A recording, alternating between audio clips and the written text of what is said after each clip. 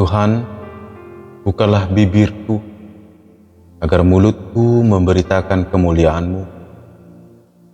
Ya Allah, ingatlah aku sesuai dengan anugerah-Mu. Tuhan, dengarkanlah aku sesuai dengan pertolongan-Mu yang penuh dengan kesetiaan. Kemuliaan bagi Bapa dan Anak dan Roh Kudus, seperti pada permulaan, sekarang dan dari kekal hingga kekal. Amin. Haleluya.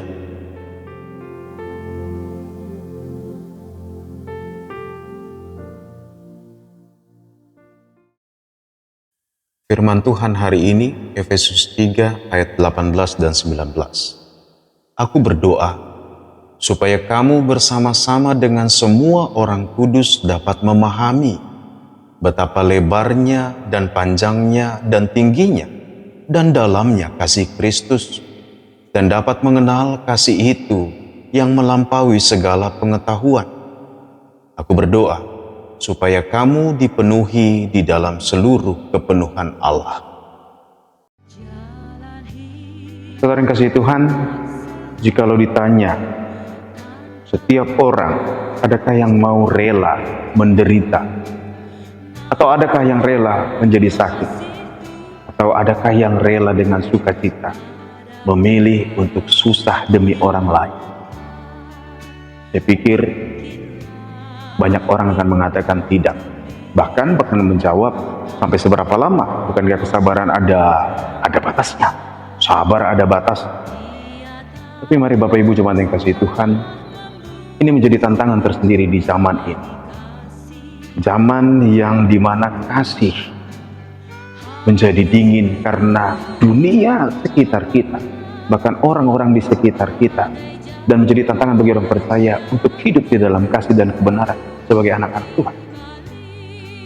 Makanya Rasul Paulus mengingatkan jemaat, dan inilah nas hari ini, supaya setiap orang bersama-sama untuk mengenali betapa dalamnya cinta Tuhan, betapa lebarnya, panjangnya, tinggi. Kenapa? Karena kesusahan itu pasti datang, dan menjelang di zaman akhir ini, itu pasti akan terjadi dan menimpa setiap orang percaya. Hidup tidak mungkin tanpa persoalan. Badai akan datang, tetapi menjadi kekuatan kita selalu adalah kasih Tuhan. Dan oleh karena itu Bapak Ibu jemaat yang kasih Tuhan, bagaimana kita bisa memahami dalamnya, panjangnya, lebar? Tentunya jikalau kita rela menerima dengan sukacita. Seperti ini contohnya.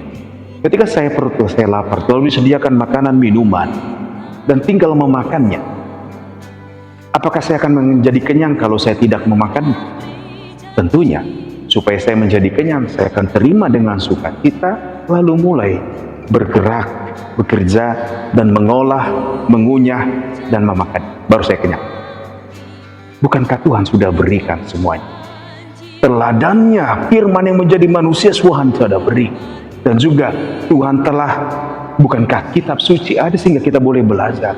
Dan terlebih lagi persekutuan bersama, ketika hidup bersama dalam gereja, kita semakin ditajamkan untuk mengampuni, mengasihi satu dengan yang lain. Tapi jemaat yang kasih Tuhan, supaya kita mampu memahami dalamnya cinta Tuhan dan hidup dalam kasih dan kebenaran, kita memang perlu rela untuk mau belajar dan memahami. Oleh karena itu, ini menjadi panggilan bersama. Ketika zaman semakin sulit, kehidupan tidak semakin mudah, marilah kita memberi waktu dengan rendah hati. Tuhan gak akan pernah bangga dan senang melihat air mata kita. Gak.